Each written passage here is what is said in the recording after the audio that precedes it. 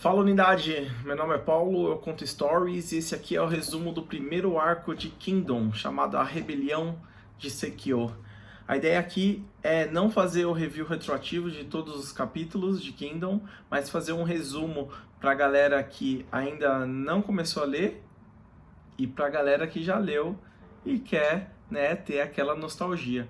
Então, a ideia aqui é a gente repassar arco a arco os highlights, os melhores pontos, e daí em frente passar a fazer os resumos semanais de Kingdom, tá bom?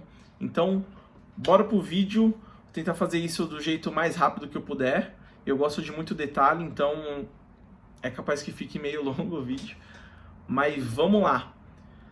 Primeiro capítulo de Kingdom chama O Garoto Sem Nome. E aqui já tem uma observação interessante, que o capítulo começa com a primeira página, um general caminhando sobre um campo de batalha, né? É um general caminhando vitorioso por ele e sendo muito respeitado pelos homens. E o nome desse general chama General Rishin. E a gente repara que logo na segunda página aparece um general que nada mais é que o protagonista da obra, retratado lá no futuro. E aqui a gente vê duas coisas interessantes. Uma, que ele já é um grande general, né? São três coisas interessantes. Já é um grande general, que vai acontecer muitos anos no futuro. Dois, ele já está segurando a glaive do Oak. Pois é, só descobri isso muito depois. E 3, a armadura dele, eu acho que faz uma certa referência aí à armadura do Olsen, que tem aqueles rostos demoníacos de tudo quanto é lado, tá? Então acho que não é à toa, tendo em vista que o Shin, ele sempre leva consigo o legado de cada um dos generais que lideraram ele em cada campanha. Então acho que isso não é à toa. O que eu senti falta nessa imagem é justamente o escudo do Kiryu, que a gente sabe que tá com o Shin. Deve estar lá na cabana dele, que eu vou falar no final desse vídeo aí, a primeira cabana do Shin. Beleza? Então, explicando só um contexto da história, onde que a história de Kingdom se baseia, é justamente na época dos 7 reinos combatentes da China, onde por 500 anos esses reinos se massacraram, batalharam entre si sem parar e basicamente nada mudou. Nenhum território avançou, diminuiu, ficou todo mundo no impasse e mesmo assim se matando o tempo todo, tá? Então a história começa com 2 garotos escravos, por volta ali de uns 14, 15 anos, que eles lutam com espada de madeira todos os dias.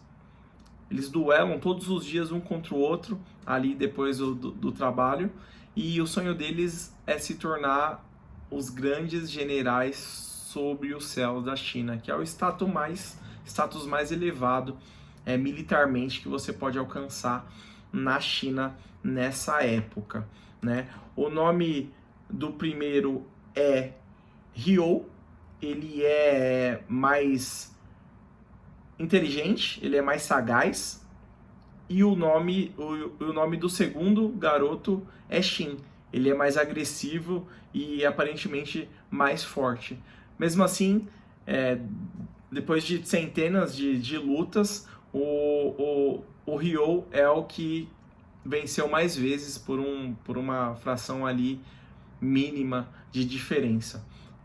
Num belo dia, esses 2 garotos são abordados por um burocrata real da China que vê no Ryo uma expressão muito peculiar. E ele acaba ele paga, né, pro dono, o escravagista que detém ali tanto o Ryo quanto o Shin, ele paga para poder levar o Ryo para o Palácio Real, né? O que é uma grande uma grande oportunidade, uma grande glória, pelo menos seria para o Ryo. Então, nesse momento, logo no começo, o caminho desses dois se separam, né? E o que o Shin fica sabendo depois é que o Ryo foi levado pro Palácio Real justamente para ser a sósia do rei atual de Shin. Shin, não o rapaz, o outro garoto, Shin, a nação, né? Existem 7 nações, uma delas se chama Shin, assim como o nome do segundo garoto, mas não com a mesma grafia. Shin, o garoto S-H-I-N e Shin, nação Q-I-N. Então, o Ryo foi levado para ser justamente o sósia do rei atual de Shin, um garoto aparentemente com a mesma idade, certo? Então, o Shin continua treinando sozinho, né? Com a esperança de encontrar o Ryo anos depois, os dois como general. Porém, um dia no vilarejo, ele descobre, na verdade, ele ouve um boato sobre uma revolta que está acontecendo no Palácio Real. Ele se preocupa com o Ryo, porque é lá que o Ryo está, né? E vai dormir preocupado. Nessa noite ele ouve um barulho do lado de fora do barracão onde ele está dormindo, isso o Shin, e quando ele abre a porta ele descobre justamente o Ryo ferido mortalmente na sua frente, né? Ryo ele estava vestido com vestes reais e carregando uma espada de alto valor. Então o Shin ele pergunta o que está acontecendo. E o Ryo, sem poder falar muito, ele entrega um mapa na mão do Shin e antes de morrer ele fala: você precisa chegar até lá, conto com você. E então Ryo morre. Shin muito emocionado, ele se revolta, começa a quebrar as coisas, mas daí o filho do escravagista que nutria certa admiração pelos dois escravos, fala: Shin, esse é o último desejo do Ryo, você precisa fazer o que ele pediu. Então o Shin pega esse mapa, ali muito mal desenhado, e segue o caminho que Ryo, antes de morrer, pediu. Na verdade, quase exigiu que o Shin fizesse. Então, no caminho, o Shin encontra alguns bandidos que estavam na região e que já não iam com a cara do Shin, porque ele sempre foi encrenqueiro. E ele, carregando a espada real, que uma vez foi do Ryo, ele consegue derrotar esses bandidos com certa facilidade. E no caminho, um dos bandidos, que era na verdade um rastreador, uma espécie de rastreador, uma criança que fazia parte desse bando, reconhece a força do Shin e resolve segui-lo, né, já que os seus antigos empregadores já estavam mortos, correto? Então o Shin ele caminha por muito tempo, já estava de noite, né? E no meio da madrugada ele encontra o lugar marcado pelo mapa. Era uma cabana bem da Mequetrefe, na beira de um rio. E quando ele se aproxima dessa cabana, ele encontra nada mais, nada menos que o próprio Ryo lá dentro, certo? Acontece que ele se espanta, ele fica perplexo, ele tenta entender o que está acontecendo, só que, na verdade, quem estava na cabana não era mais o Ryo, e sim o próprio Eisei, rei de Shin, que estava ali escondido por mérito do próprio Ryo, que conseguiu fazer o que era preciso e divergir a atenção da revolta e morrer no lugar do próprio rei. Então essa foi a missão final do Ryo, e antes de morrer ele ainda mandou o Shin, que era uma pessoa que ele confiava, para poder defender justamente o rei, né? Então o Shin ele não concorda com aquilo tudo, ele acha que a culpa do Ryo ter morrido é justamente do rei, e o rei, com muita banca, com muita calma, com muita autoridade, falou: Shin, você precisa fazer o que é feito, você precisa fazer o que deve ser feito, e a partir de agora eu estou contando com você, certo? Então, o que acontece logo em seguida, o Shin também não concorda, só que também não dá tempo de fazer muita coisa. O que acontece é que o Shin acabou sendo seguido, né, por um assassino enviado diretamente do Palácio Real, daquele que aplicou um golpe de Estado para tirar o rei de Shin do trono. Quem tentou fazer isso foi o irmão mais novo do Eisei, que alegava que o Eisei não tinha o sangue real, apesar de ser o mais velho, apesar de ser o primogênito e o herdeiro real do trono.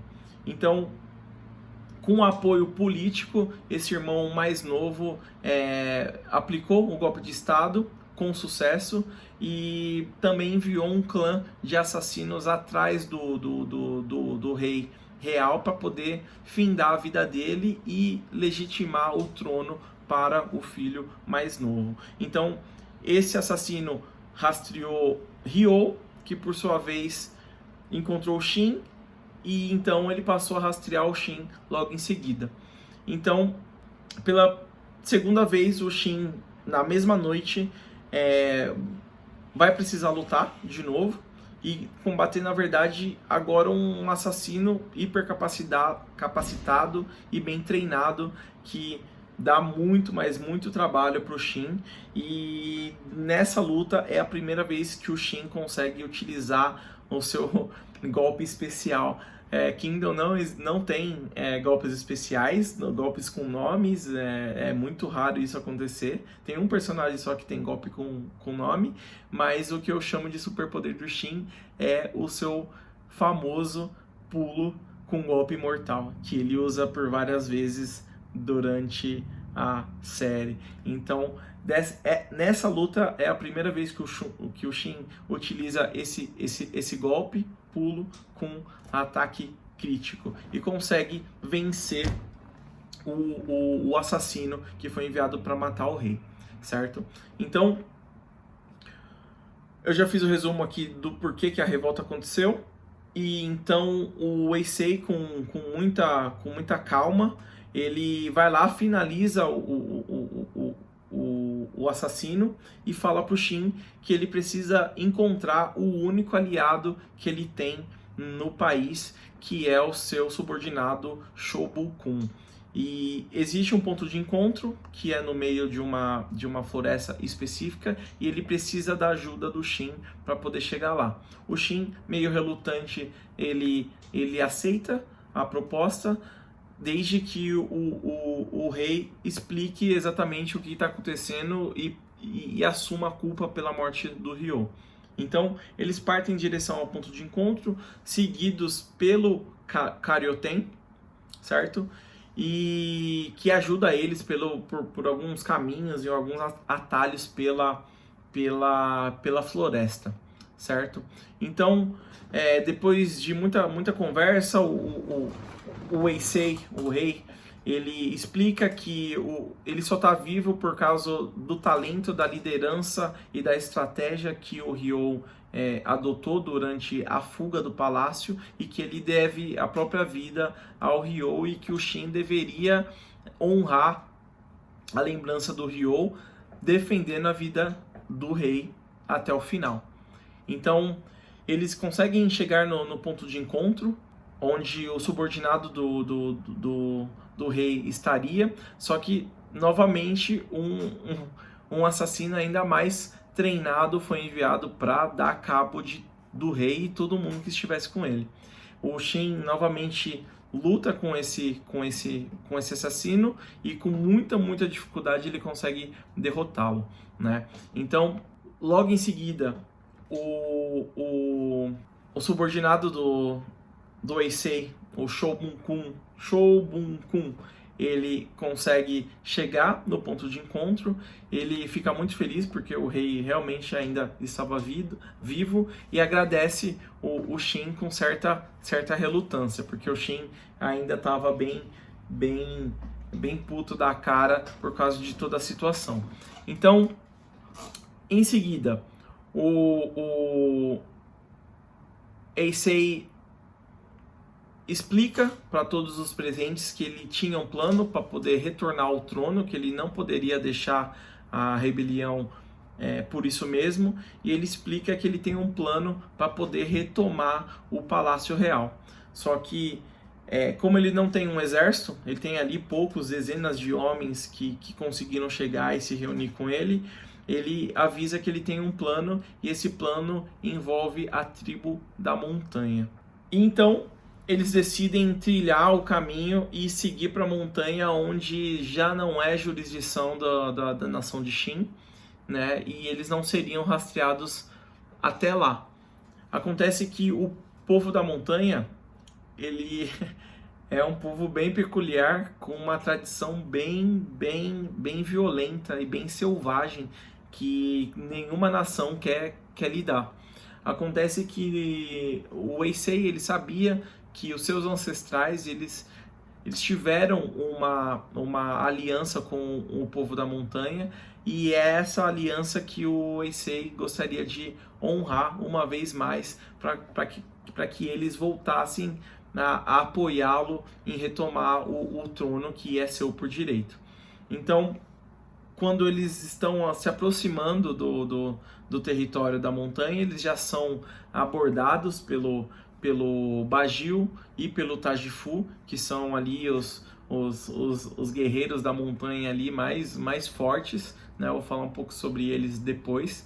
E eles conseguem, de certa forma, convencer esse pessoal a levar eles para conversar com o rei da montanha, né? Que era o que o rei Heisei planejava desde o começo.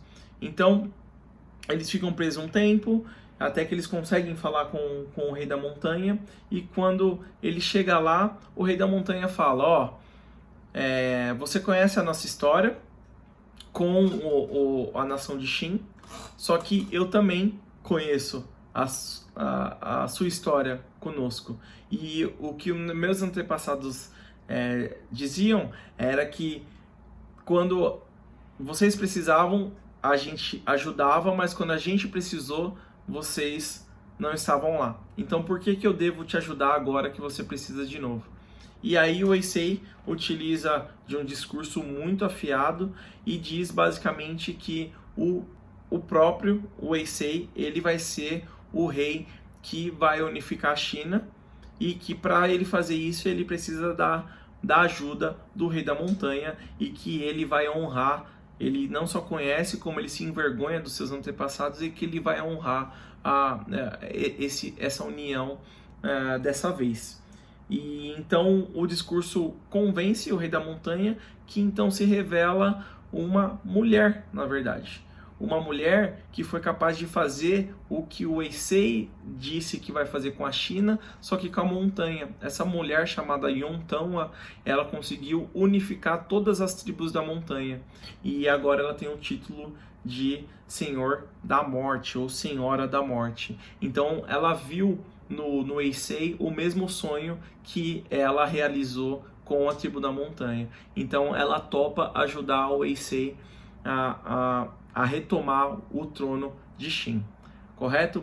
Então, dali para frente, eles se organizam para poder se infiltrarem no Palácio Real, o que não vai ser fácil, porque as capitais da China nessa época, elas eram verdadeiras fortalezas com muralhas e portões e labirintos.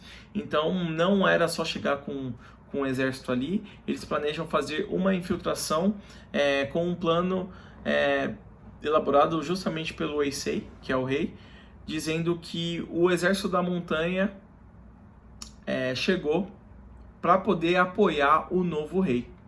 Então, só para contextualizar um pouco, o Sekio, que é o irmão mais novo, ele, apesar de ele ter tomado o trono num golpe de estado, ele sabia que ele teria um outro inimigo ainda pior, chamado Ryu Fui, que na verdade é como se fosse o político mais forte ali da nação, que tem geralmente muito mais força do que o rei, né? Então, ou seja, o rei geralmente é um fantoche, e aí o político, mais influente, que tem mais conexões e mais articulado, é realmente quem dá as cartas num reino, né? Então, o Sekio, que é o irmão mais novo, ele sabia que não era só tirar o Eisei da jogada, mas ele também precisava lidar com o Ryufui, com um exército de 200 mil homens mais para frente. Então, sabendo disso, é que o Eisei manda o exército da montanha para fingir uma aliança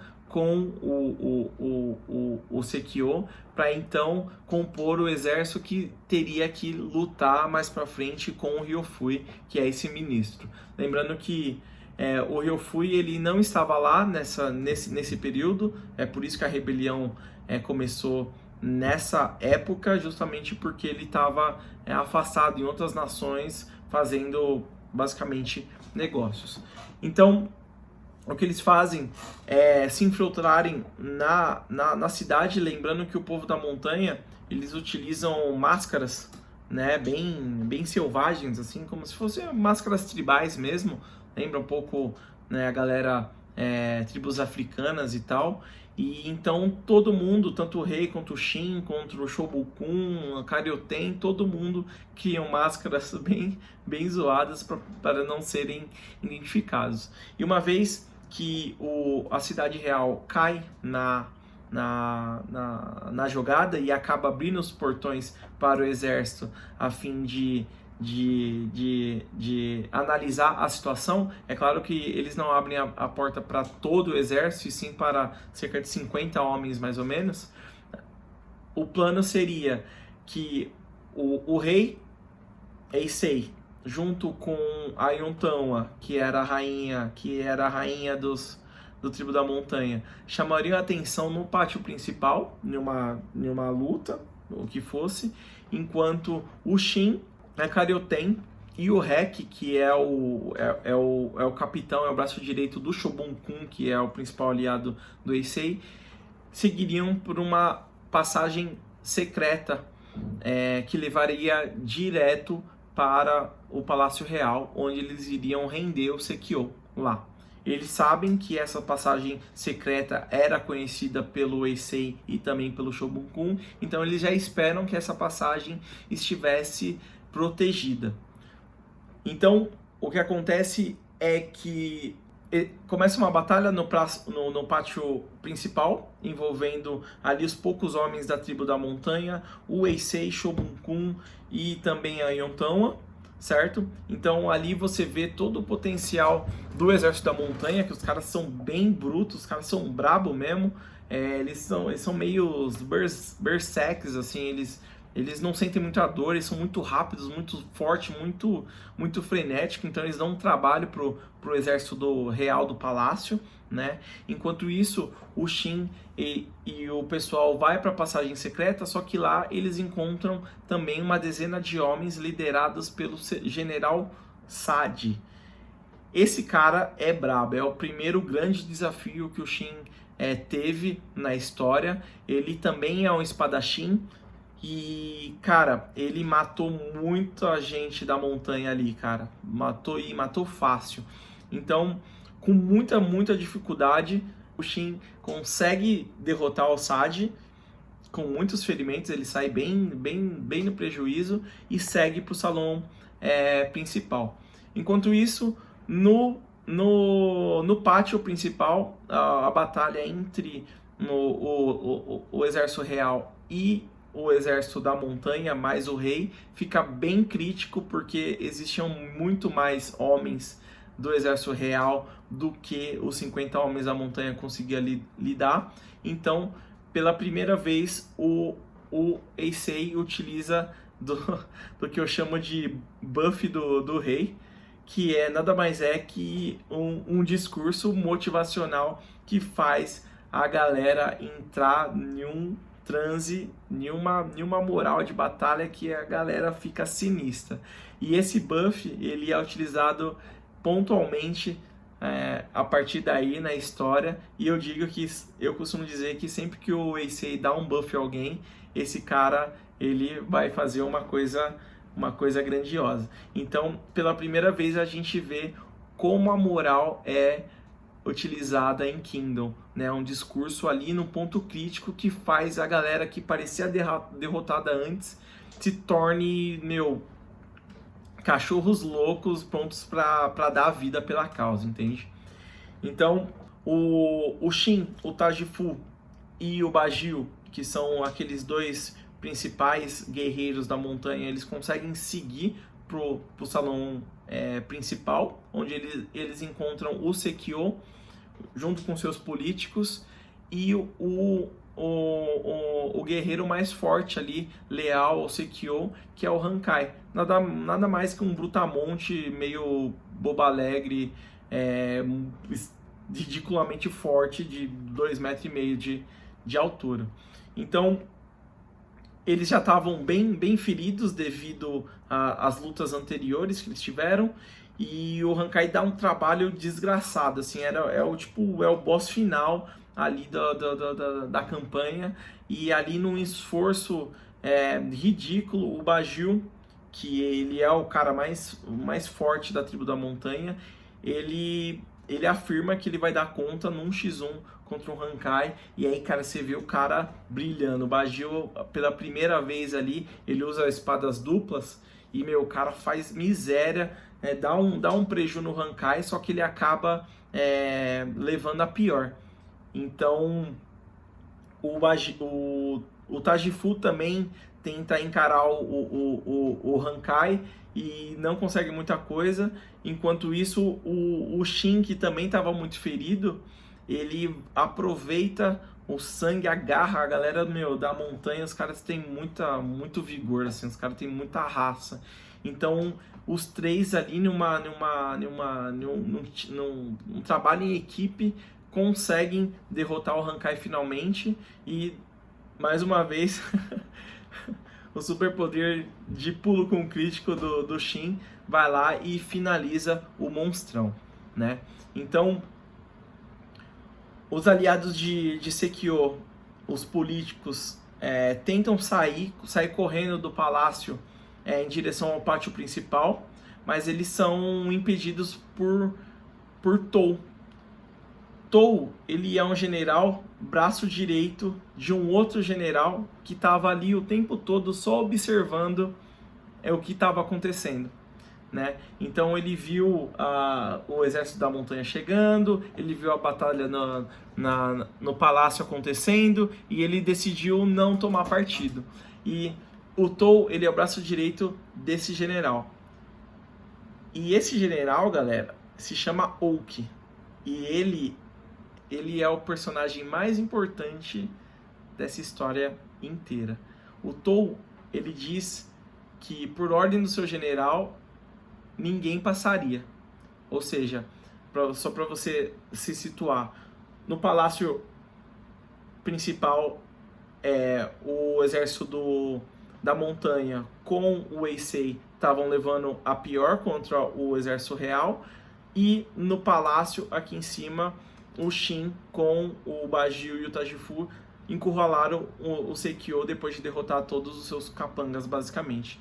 Então, o Tou deixa apenas o Sekio escapar em direção ao pátio principal. Só que quando o Sekio chega lá, ele repara que não só o seu exército real tá perdendo, como o Oki tá lá. E aí, num apelo, o Oki, que ele é considerado o general mais forte de Shin e também um dos mais fortes da China, ele apela para o Oki ajudá-lo. E o Oki nega. Na verdade, o Oki vai lá e derrota um dos generais do exército real com muita facilidade mesmo. Então o Sekio fica perplexo ali, ele não sabe o que fazer. Então o Oki caminha tranquilamente pelo exército, vai até onde o Eisei está e pergunta para ele: que tipo de rei você almeja ser?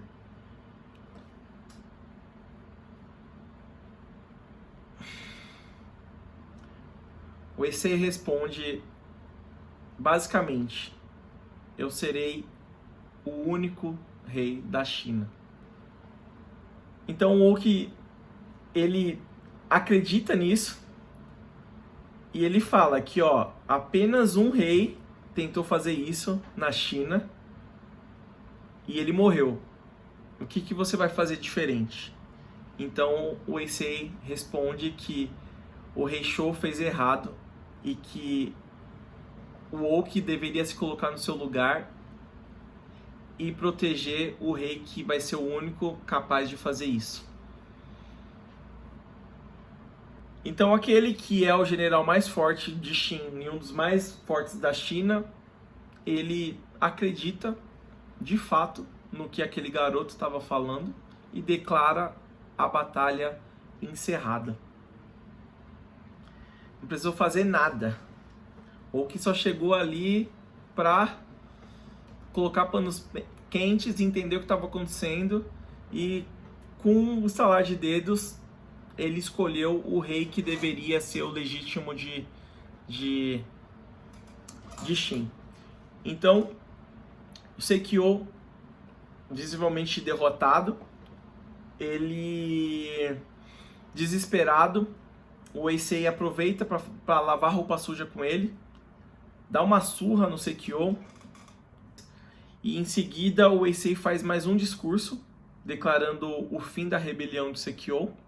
O Heisei ordena que o Qin se torne o general que vai fazer com que o sonho do Heisei de unificar a China aconteça. O Qin, ele aceita a missão e declara que ele vai ser o grande general sob os céus, o maior general que a China já viu. Então, nisso, o Qin se torna oficialmente um soldado, certo? Um soldado oficial do exército de Qin, mas um soldado raso, porque a proposta do Heisei era não tornar o Qin um oficial logo de cara, mas que ele devesse galgar a sua posição de general lá do começo até chegar no nível dele. Então o Qin aceita e ele ganha o seu primeiro pedaço de terra com uma cabana bem da vagabunda nela. E o Karyotén, que na verdade é uma mulher, e o Qin não sabe ainda, ela fica bem brava e bem decepcionada com aquela cabana, só que o Qin, pelo contrário, declara que aquela cabana é o seu primeiro castelo. E aí, em seguida, ele dedica esse castelo, essa vitória, essa glória ao seu melhor amigo, o Ryo. E com isso, meus amigos, a gente encerra o primeiro arco de Kingdom, chamado de Rebelião de Sekio. Então, a história já começa assim, cara. Começa bem. Só que ela só melhora. E esse Oki, que não fez quase nada, só ficou observando, só ficou ali dando tapa de qualidade, ele vai estar presente pelo resto dessa história. Não necessariamente presente, mas ele vai estar. Então é isso, meus amigos. Obrigado por acompanharem. E vamos lá. Me digam se vocês gostaram, feedbacks. Tenho recebido muito apoio do fandom de Kingdom. Meu segundo vídeo teve 100% de apoio, todo mundo comentou, deu like pra caramba. Eu não consigo estar mais grato por isso, então por favor, conto com vocês de novo para me dar sugestões e feedbacks aqui nos comentários. Participem nos comentários e divulga isso pra galera que já vê Kingdom e pra galera que ainda não conheceu essa obra-prima da humanidade. Então conto com vocês, a gente se vê em breve com o próximo arco ou talvez com o próximo capítulo do mangá que tá para sair aí, se eu não me engano, dia 9 de janeiro. Então, valeu unidade, a gente se vê, até mais.